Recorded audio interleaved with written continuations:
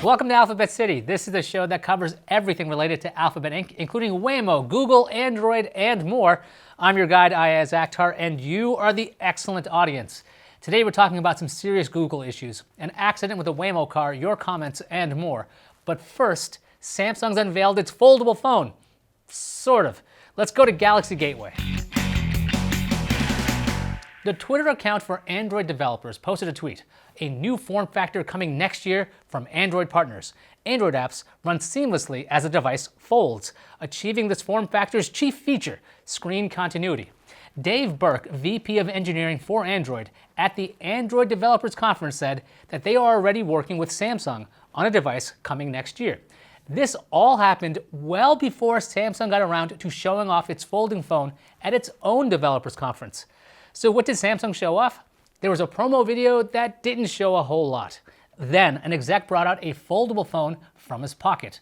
On the outside was a 4-inch screen. When opened up, you saw a 7.3-inch screen. Now it looked like a really chunky design, just hard-edged. The Samsung exec explained that the device was disguised. The name of the foldable phone was not given. Instead, we found out that its display is called Infinity Flex Display. The foldable phone can be mass-produced in the coming months. How does Android work on a folding phone?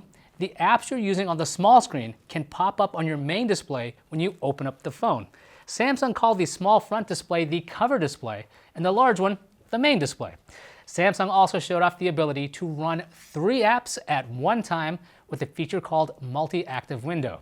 Google's head of Android UX also made an appearance to mention that Google is building support for folding phones right into Android. Let's stop over at the Garden of Google. A New York Times article detailed how Google handled sexual harassment in the past. The piece said that the creator of Android, Andy Rubin, was accused of sexual misconduct by another employee. An internal investigation by the company found her claim credible. Rubin was asked to resign from his post by Larry Page.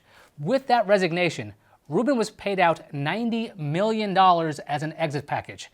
The Times article also said that Google protected 2 other executives after accusations of sexual misconduct. Both left the company but received millions of dollars. Another executive was able to keep their position. Google did nothing to publicize any of these events. After the Times piece, a memo was sent to Google employees by Google CEO Sundar Pichai and VP of People Operations Eileen Naughton. A copy of the memo was published by BusinessInsider.com. The memo says that in the last 2 years, 48 people have been terminated for sexual harassment, including 13 who were senior managers and above. None of these individuals received an exit package. At a conference, Pichai said, quote, "There's been anger and frustration within the company. We all feel it. I feel it too. At Google, we set a very high bar, and we clearly didn't live up to our expectations." End quote. He also added there are concrete steps coming up.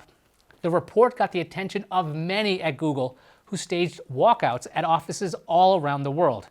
The organizers of the protest wrote a post on thecut.com explaining themselves. They want a number of things, including an end to forced arbitration in cases of harassment and discrimination for all current and future employees, equal pay, and a publicly disclosed sexual harassment transparency report. The organizers said that more than 20,000 Google employees and contractors were a part of the walkout. In response, Google announced that it would change its harassment policies. Let's head to Waymo Way. Waymo published a post discussing a collision between a Waymo car and a motorcycle. According to Waymo, a test driver took control of the car after seeing a passenger car to the left move toward the Waymo car's lane. The test driver moved the Waymo car to the right lane. The driver did not see a motorcyclist that moved to the right lane to pass the Waymo car. The bumper hit the motorcycle. Waymo included a link to the accident report. The motorcyclist reported injuries and was taken to the hospital. Waymo says that after a review of the accident, that its technology would have avoided the collision by taking a safer course of action. The post says that Waymo's tech correctly anticipated and predicted the future behavior of both the merging vehicle and the motorcyclist. So maybe the human shouldn't have taken over. Way to throw the driver under the bus. Wait, that's a really poor choice of words. Let's go to Uptown Updates. Guess what? There's a new Nook. No, really, I'm not kidding. Barnes & Noble will be releasing a new Nook on November 14th, and it'll cost a whopping $130. Why are we talking about this on Alphabet City? Because this Nook runs Android. The Nook has a 10.1-inch screen with 32 gigs of storage. Unlike the Amazon Fire tablets, the Nook has access to the Google Play Store right out of the box. Meanwhile, the Pixel Slate is up for pre-order. Best Buy says it will be delivered on November 22nd. Meanwhile, Google Store says around the same time. Let's go to Comment Cove. This is the part of the show where we shine a spotlight at the most amazing audience in the world. You fine folks. Goggin asks, is it a right time to buy a flagship or wait for 5G flagship? That's a great question. I think that depends on how old your current phone is. I'm hanging on to my Note 8 for another year or two. I'm curious about how long it will take for 5G networks to be widely available. There's lots of different factors involved. Guys, let us know your opinion in the comments. Trent asks, why do we want foldable phones though? I'll feel that one. I think the idea is having one device being your everything device. A larger screen that is portable could allow that to happen. Thanks to everyone for writing in. If you've enjoyed your stay in Alphabet City, please like and subscribe.